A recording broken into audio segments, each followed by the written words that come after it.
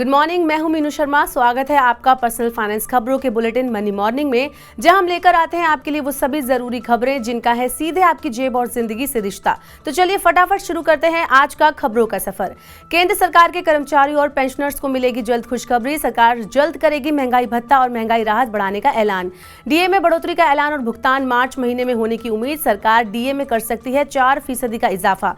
बढ़ती महंगाई से लड़ने में मदद करेगा बढ़ा हुआ महंगाई भत्ता। कोटक महिंद्रा बैंक ने सभी अवधि के कर्ज पर बढ़ाई ब्याज दर। एमसीएलआर में हुआ 5 बेसिस पॉइंट का इजाफा। 16 मार्च से लागू हो चुकी हैं बढ़ी हुई ब्याज दरें। एक साल वाली एमसीएलआर बढ़कर हुई 9.05%। सभी तरह के कंज्यूमर्स लोन की ब्याज दर अब इसी आधार पर होगी तय।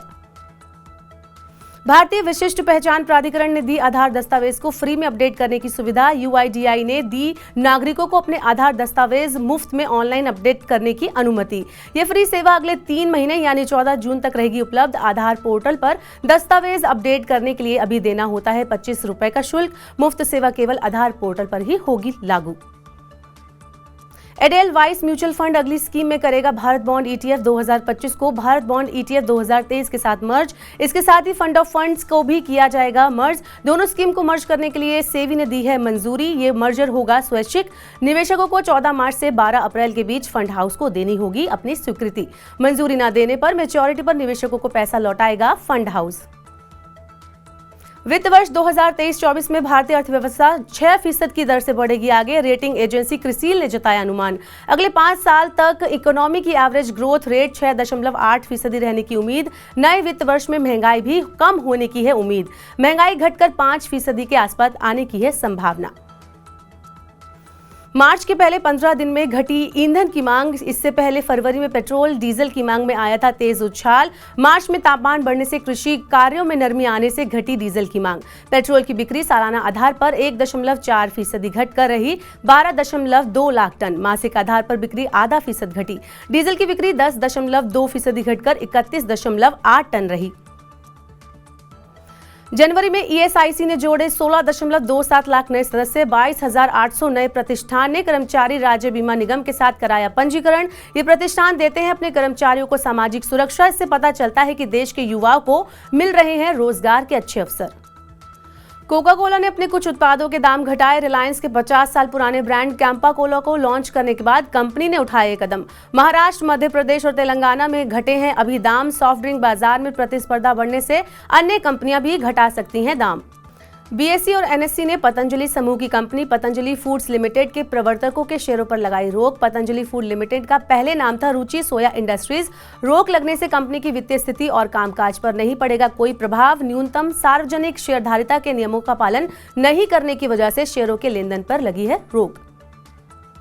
सार्वजनिक हिस्सेदारी बढ़ाकर 25% करने के लिए अप्रैल में एफपीओ लाएगी पतंजलि फूड्स। प्रवर्तकों के शेयरों पर रोक लगने के बाद कंपनी ने की घोषणा। बाबा रामदेव ने कहा कि निवेशकों को चिंता करने की जरूरत नहीं। पतंजलि समूह कर रहा है पीएफएल का परिचालन बेहतर तरीके से। कारोबार विस्तार, वितरण, लाभ और प्रदर्शन समेत सभी चीजों पर दिया जा रहा है ध्यान। बढ़ रही है वैश्विक अनिश्चितता, इसलिए सुरक्षा मार्जिन बनाकर रखना होगा। मुख्य आर्थिक सलाहकार वी अनंत नागेश्वरन ने कही ये बात। अमेरिका में हालिया घटनाक्रमों के चलते वैश्विक स्तर पर बढ़ रही अनिश्चितता। आईएमएफ ने जनवरी में वैश्विक वृद्धि को जो अनुमान जताए थे वो हो चुके हैं पुराने। देशों को अब देखना होगा कि बीते हफ्ते अमेरिका में जो घटनाक्रम हुआ है उसके भरोसे पर बैंकों की कर्ज वृद्धि पर क्या होगा असर। किफायती दाम पर गुणवत्तापूर्ण उत्पाद और सेवाएं उपलब्ध कराने की जरूरत। खाद्य और उपभोक्ता मामलों के मंत्री पीयूष गोयल ने कही ये बात। ग्राहकों की संतुष्टि होनी चाहिए प्राथमिकता। उपभोक्ताओं के हितों की रक्षा करना सरकार का है कर्तव्य।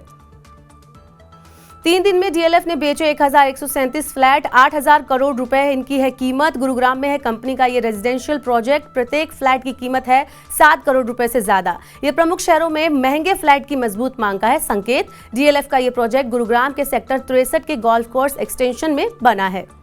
आईपीओ बाजार में सुस्ती का संकेत। जनवरी में 12 कंपनियों ने आईपीओ से जुटाए केवल 478 करोड़ रुपए। 12 आईपीओ में केवल 2 बड़े निर्गम जिन्होंने जुटाए कुल 323 करोड़ रुपए। एसएमई ने आईपीओ के जरिए जुटाए कुल 155 करोड़ रुपए। इससे पहले कंपनियों ने दिसंबर में आईपीओ से जुटाए थे 5,120 करोड़ रुपए। तो फिलहाल आज के बुलेटिन में बस इतना ही। अपने काम की जरूरी खबरें और महत्वपूर्ण खबरें देखने और समझने के लिए सब्सक्राइब करें हमारे यूट्यूब चैनल को। पर्सनल फाइनेंस से जुड़े खास कार्यक्रम देखने के लिए आप मनी9 के ऐप को जरूर डाउनलोड कर लें। बने रहिए मनी 9 के साथ। नमस्कार।